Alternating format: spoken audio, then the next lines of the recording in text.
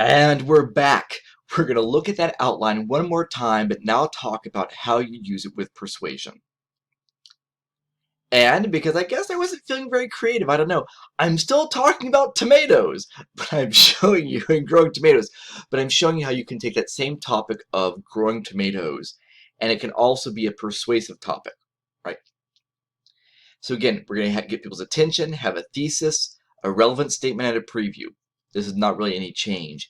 And with the relevance, I want you to look at the way we're going to signal anchors, right? The things that people care about, those needs and anchors, that's what we're going to be signaling there. Okay, so summer is tomato season for many, which is also pesticide, pollution, and flavor season for many of us as well. Right?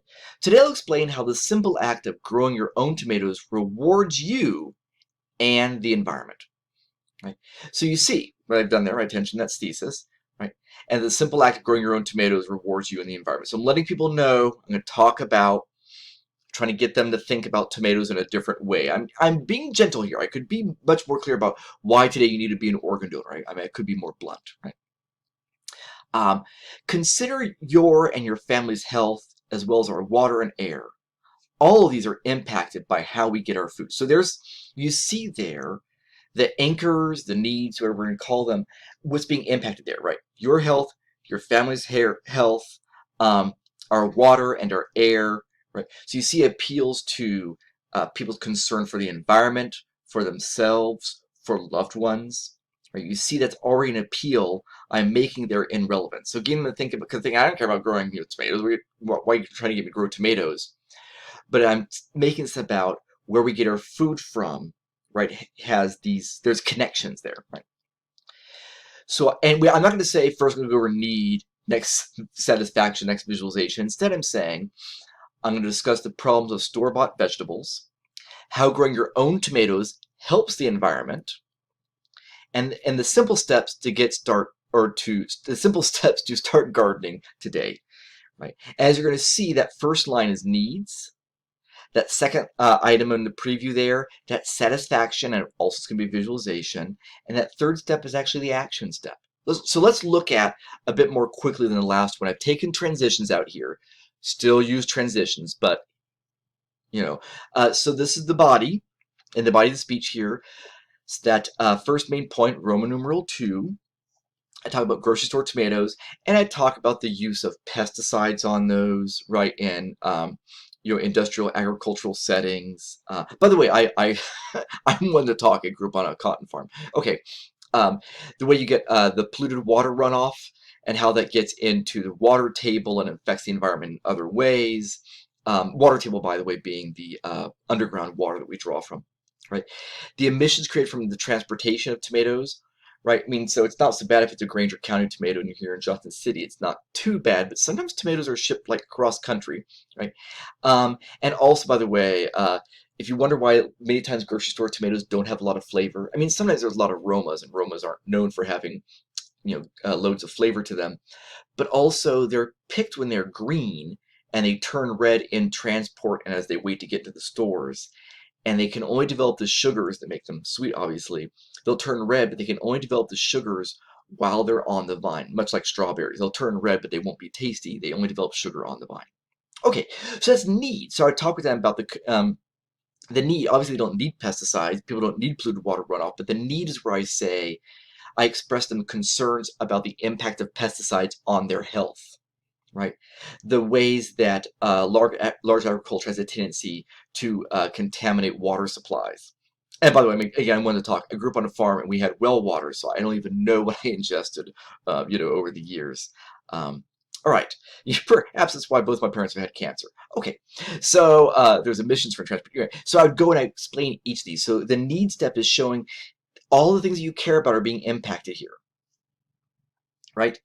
And so in this next main point, I have two subpoints. The first one's about satisfaction, emphasizing how when you grow your own tomatoes or your own crops of any sort, you control what goes on them.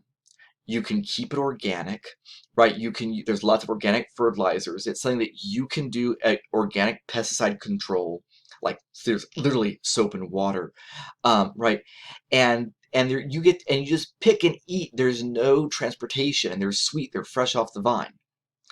So that's satisfaction, right? And you'll notice I'm not giving details about growing tomatoes, just saying, do you see how growing your tomatoes eliminates pesticide, eliminates air pollution, eliminates water pollution, eliminates bland tomatoes? Satisfaction is the broad strokes of it, right? Just the broad strokes. That doing this thing will solve problems. I don't tell you how to do the thing, just if you do the thing, it'll solve the problem. Visualization is I say, think about the flavorless tomatoes in the stores. They're red, but there's no flavor to them. Those unseen dangers of the pesticides, and they're red, but they're red with the guilt of pollution to the water and to the air, right? So I'm creating a negative visualization, right? And I can contrast that with the positive, right? And contrast, imagine plucking a tomato from your garden when it's been grown with love, what that tomato represents, right? So it's tasty and etc., right? So a positive visualization is, if I were just to, I could just do positive. I could just say, think about going out to your garden and picking a tomato, knowing exactly what's gone into growing it, knowing exactly what it's been exposed to, knowing it's ripe and ready to eat, and that there has not been the cost of pollution associated with this delicious fruit. Right? That would be a positive visualization. You can do negative, you can do positive, or you can contrast the two. I'm hoping that's clear. If you get stuck in visualization, please let me know. Right? And then after a transition, of course, I'd move into the action step. And notice, action step is the details. The satisfaction says the problems are solved by growing your own tomatoes in this way. So start planting today. All you gotta do is pick up a plant at the store, drop it in a pot or a spot in your yard, and keep it watered and fertilized. I might give them a little tiny bit more detail, but not much more. Or I might let them know. You see sometimes outside the grocery store, pre-potted tomato plants with a small cage around them. Just take one of those, bring it home, place it out in the sun, keep it watered, right? So you're just letting them see how manageable, easy, doable this is to give themselves healthier, safer, more tasty food without environmental impacts or negative environmental impacts, or less, because maybe those pots are plastic and I don't have the energy for that today. So you can see the action step is much more about how you're actually going to go about achieving this thing, whereas visualization was the sort of thing you needed to do, right? Visualization is a bit like saying you need to go to the store, and action is get in your car, drive down the road, park, get out, walk inside, right? Sort of big picture versus the actual steps to it. I hope that is very clear to you. If you're stuck with informative or persuasive or anything else, please, please, I beg you, be in touch. I want to help.